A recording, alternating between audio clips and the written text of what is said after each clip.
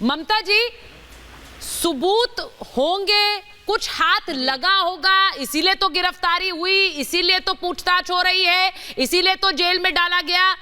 ये शब्द मेरे नहीं है, ये शब्द है संजय राउत जी के, जिस वक्त अर्नब गोस्वामी पर कार्रवाई हुई थी। अब मुझे बताइए, वही शब्द मैं उन पर फोकस करके पूछ रही हूं। कुछ मिला होगा इसीलिए गिरफ्तारी हुई, कुछ गलत किया होगा इसीलिए जेल में डाला गया, मैं क्यों ना कहूं ये? Absolutely, Sucharita ji, and I'm simply loving this conversation. पुराना समय याद आ गया, वो समय जब हम तमाम लोग टोस पर रहा करते थे और बड़े सिंघम बन के घुमा करते थे संजय राउत, और एग्जैक्टली यही बोलते थे, ऐसे कैसे पकड़ेंगे, कुछ सबूत होंगे, गलत कुछ किया होगा इसीलिए पकड़ा है, कानून अपना काम कर रही है, पुलिस अपना काम कर रही है, काम करने दो, पुलिस को क्यों बदनाम किया जा रहा है, एजेंसी के पीछे क्यों पड़ा जा रहा है। तो अब काई झाला बाबा, काई झाला, वाट लागली का? अब क्या हालत खराब हो गई है? अब वही तो आपके साथ हो रहा है। अरे 1 जुलाई को जब ईडी के पास गए थे तो इन्होंने बोला बड़ी अच्छी ईडी है, ईडी पे मुझे बहुत भरोसा है, ईडी अपना काम कर रही है। आज वो ईडी खराब हो गई है, आज वो ईडी खराब हो गई है और ईडी के पास पूरे के पूरे सबूत है। ईडी ने आपको पूरा समय दिया था, आपने तो सम्मानों का असम्मान किया। आप ईडी के सामने गए नहीं क्योंकि परेशानी ये है कि शिव सैनिक जो खुद को बुलाते हैं उनको ये लगता है कि देश, कानून, विधान, संविधान से ऊपर है वो लोग। मेरे को बोलने दीजिए, बड़ा सारा माल मसाला है, बोलने दीजिए, थोड़ा सुनिए। आपके कानों में एकदम मैं शीशा घोलने वाली हूँ। सुनिए सुनिए सुनिए, आप बताइए, व्यक्ति जो पत्रकार रहा इतने साल से, उसके पास अलीबाग में 10 प्लॉट कहां से आए, उसके पास दादर में फ्लैट कहां से, उसको कैसे प्रवीण राउत अपनी फॉर्म से हर किशोर जी दे रहे थे भाई। 2010 से 2011 क्या वो प्रवीण राउत की कंपनी में नौकरी करते थे?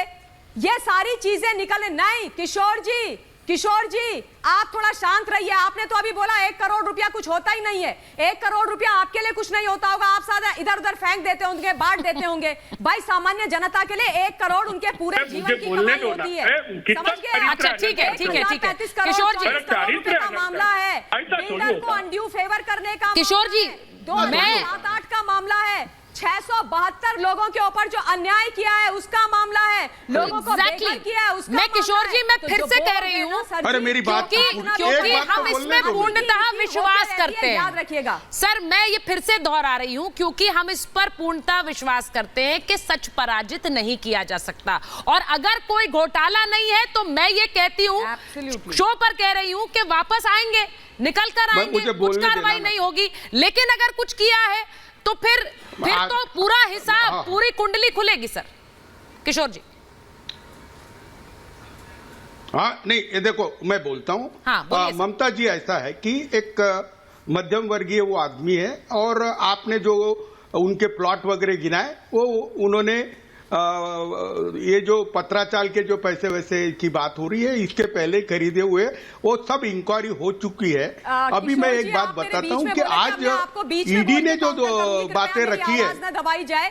किशोर जी, ये जो चीजें ये जो मेरे मुंह से निकली है, मैंने नहीं बोली है, ये ईडी ने बकायदा सेशंस कोर्ट में आदरणीय जज साहब के सामने बोली है, ठीक है, ये उन्होंने बोली है। ठीक है, किशोर जी जवाब दे रहे हैं, किशोर जी जवाब दे रहे हैं। ये भी हमें दिख रहा है, ये भी हमें दिख रहा है, और हमें ये भी दिख रहा है, ये भी दिख रहा नहीं। किशोर जी, आपको दूसरों के बीच में बोलने की आदत है ना, सुनिए आप। और ये भी हमको दिख रहा है कि अचानक से उनको हृदय की बीमारी हो गई। एक तो ना सुचरिता, ये खेल मुझे समझ में नहीं आता। जो भ्रष्ट नेता पकड़ा जाए, चाहे पार्थ चैटर्जी हो, चाहे अनिल देशमुख हो, चाहे मुझे बोलने देना। अच्छा ठीक है ममता जी, किशोर जी डिफेंस दे रहे हैं। ऐसी डिबेट होती है। किशोर जी देखिए, ऐसा है कि जो लोग डिफेंस में थे वो एक एक करके छिटकते चले गए। एक मिनट ममता जी, आ रही हूँ मैं, एक मिनट इश्करण जी को लीजिए, शाजिया जी को भी लीजिए स्क्रीन पर। मैं किशोर जी, जो लोग डिफेंस में थे वो एक एक करके छिटकते चले गए। आपने तो दामन अभी भी थामा हुआ है, कितने दिन तक थामेंगे ये भी बता दीजिए।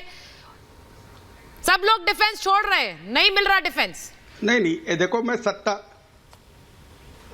नहीं, ये देखो, आदमी की साथ चले जाती ऐसे वक्त जाने के वक्त। तो एक बात है, मैं उद्धव जी का बहुत करीबी दोस्त हूं, और उद्धव जी के मेरे व्यक्तिगत संबंध है, और मैं संजय राउत को भी अच्छे से जानता हूं। अब ये जो बातें आई है तो ज्यादा बोलने की कीमत उनको चुकाई जा रही है, मैं बताता हूं। दूसरी बात, जिन पर 2.5 साल में बहुत ज्यादा आरोप थे, वो तो सीएम बन गए, वो तो मिनिस्टर बनने को जा रहे हैं। ये कैसा होता है कि ये सिलेक्टिव क्यों हो रहा है? हाँ। मुझे लगता है कि अगर संजय राउत तो इतना ज्यादा बोलते नहीं तो जेल जाते नहीं, तो ये सरकार गिराने तक ठीक था। चलिए अब ये मैं हमारी किशोर जी पार्टी इस पे भी बात आ पर तो गए बड़ी हैं, खुश हूं कि तो आपने हम कम से कम जनता ये में मान जाके लिया देखेंगे। कि वो ज्यादा ही बोल रहे थे। ये तो कम से कम आपने माना